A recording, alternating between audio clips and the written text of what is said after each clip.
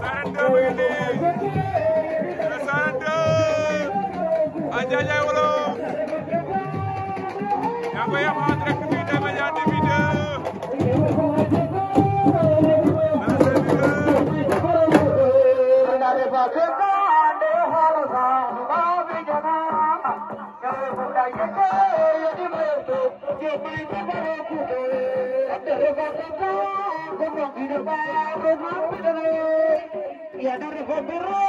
waaw kooku mooy Sarende lancé couloir de Ndiadiaye Wolof Sarende animation ba Sarende waay daw na waay Sarende ngi jàpp di ñëw waay fëlal li waay waay li rafet na waay Sarende ngi noonu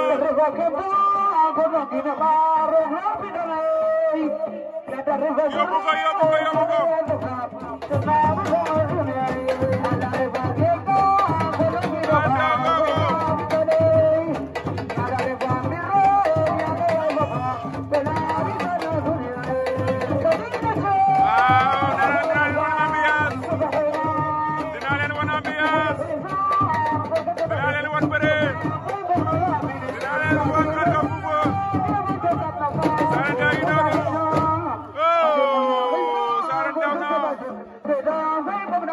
Sarende lancé couloir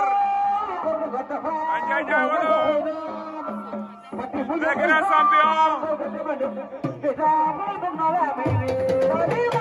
yóbbu Sarene Babacar Touré ak sa ceebu naay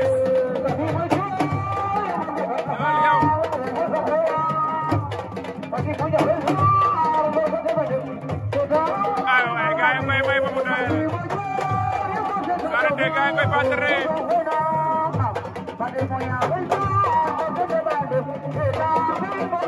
ay yaram daw na waay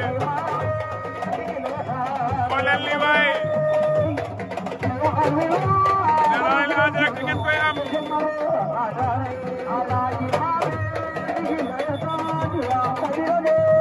dégul yóbbu leen ko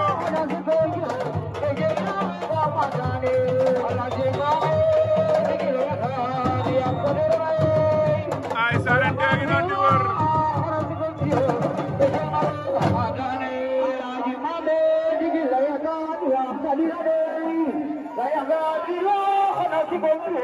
waaw ñu wan leen Sarende ambiance bi moo ko yor a jëlal lii Sarende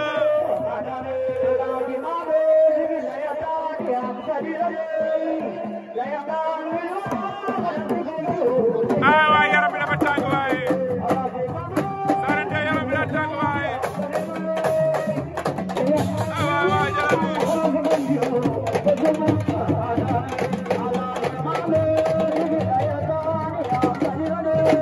ay Sarende ngi yëgal fi waay ci diwaanu Ndiadiaye Wolof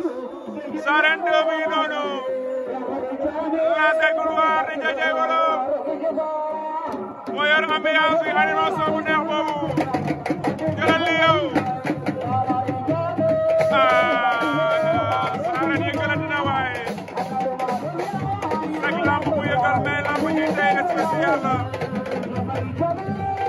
nee na ma diw ma ne ko mu ne ma yow kay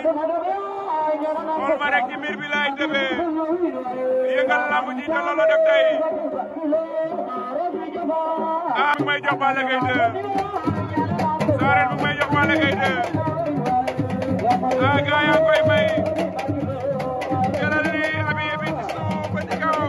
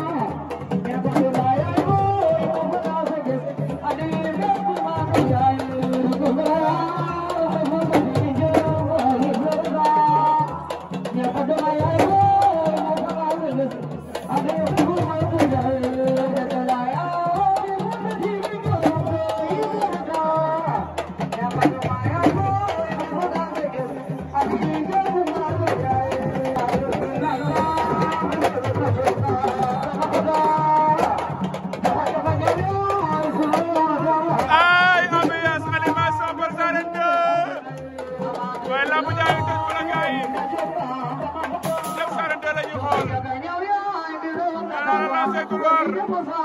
Njaajay Wolof